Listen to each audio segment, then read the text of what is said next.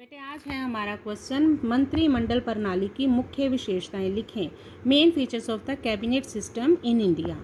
देखिए बेटे, मंत्रिमंडल और मंत्रिपरिषद में मैंने आपको डिफरेंस करवाया था कल। उसमें मैंने आपको बताया था कि मंत्रिमंडल जो है इम्पॉर्टेंट है, कैबिनेट जो है वो बहुत इम्पॉर्टेंट है।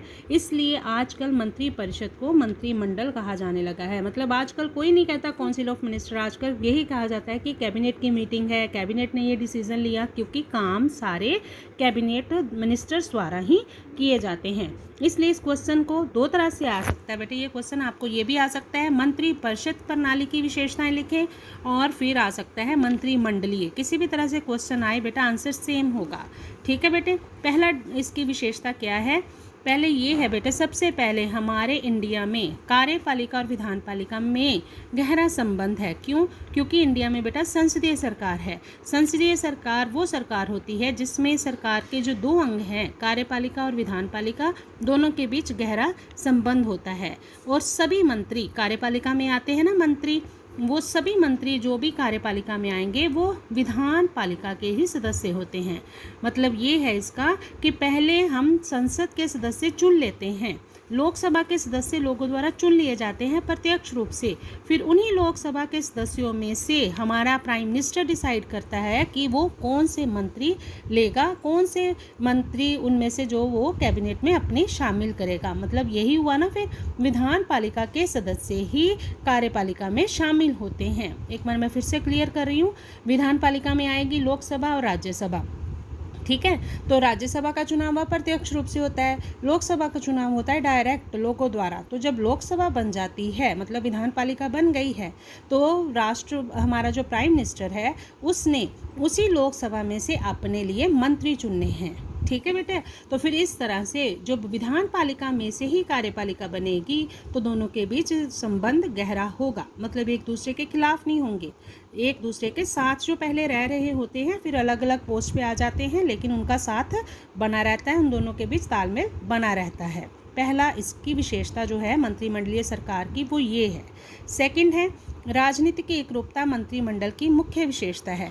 अब ये राजनीतिक एकरूपता क्या होता है? इसका मतलब है कि जब प्राइम मिनिस्टर ने अपने लिए मंत्री चुनने हैं तो उसने ये देखना है कि वो जिस पार्टी से खुद संबंध रखता है ना बच्चे, वो उसी पार्टी के अपने लिए मंत्री चुनेगा। अगर मान लो वो अलग अलग पार्टियों में से अपने मिनिस्टर चुन लेता है तो क्या होगा? उनके राजनीतिक विचार एक जैसे नहीं होंगे, क्योंकि एक राजनीतिक पार्टी जो होती है उसके राजनीतिक विचार दूसरी राजनीतिक पार्टी से नहीं मिलते। क्योंकि पॉलिटिकल पार्टियां जब भी होती हैं बेटे, संगठित होती हैं, वो सिर्फ लोगों के राजनीतिक विचारों के आधार पर ही संगठित होती हैं। तो जब अलग अलग पार्टियों के विचार अलग अलग हैं तो अलग अलग मिनिस्टर चुन लिए जाएंगे तो विचारों में टकराव होगा। तो जब एक ही पार्टी के सभी मिनिस्टर लिए जाएंगे तो उनके विचारों में टकराव नहीं होगा, काम जो है वो स्मूथली चलता रहेगा। इसलिए जब भी मंत्रिमंडल चुनी जाती है, मंत्रिमंडल का निर्माण जो राष्ट्र उसके द्वारा किया जाता है हमारे प्राइम मिनिस्टर द्वारा, तो वो ये ध्यान रखता है कि उस मंत्रिमंडल में राजनीतिक एकरूपता हो। तीसरा क्या है? मंत्रिमंडल अपने सभी काम जो है प्रधानमंत्री की लीडरशिप में करता है, क्योंकि मंत्रिमंडल का नेता प्राइम मिनिस्टर होता है। जब प्राइम मिनिस्टर अपना रिज़ाइन दे देता है तो समझो मंत्रिमंडल भी खत्म, मंत्रिमंडल भी उसी समय भंग हो जाता है, क्योंकि इकट्ठे ही ये तैरते हैं और इकट्ठे ही ये डूबते हैं। चौथी विशेषता क्या है? जब मंत्री अपना पद ग्रहण करते हैं तो वो गोपनीयता की शपथ लेते हैं। गोपनीयता मतलब भी सीक्रेसी की, वो ओथ लेते हैं कि हम हर चीज़ जो भी बैठक में होगी हम दूसरों को बाहर नहीं बताएंगे, सीक्रेट रखेंगे। इसका अर्थ यही है कि कोई भी मंत्री मंत्रिमंडल की बैठकों की कार्यवाही को बाहर नहीं बताएगा। और लास्ट विशेषता ये है कि राष्ट्रपति जो है वो मंत्रिमंडल का हिस्सा नहीं होता।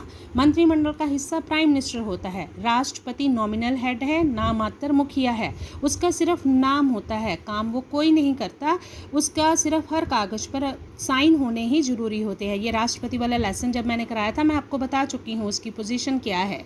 ठीक है, तो वो मंत्रिमंडल का हिस्सा नहीं होता। वो ना तो मंत्रिमंडल की बैठकों में भाग लेता है और ना ही इन बैठकों की वो लीडरशिप करता है। ये काम किसने करने हैं? ये काम प्राइम मिनिस्टर ने करने हैं। तो ये था बेटा हमारा क्वेश्चन, मंत्रिमंडल प्रणाली की मुख्य विशेषताएं। ओके।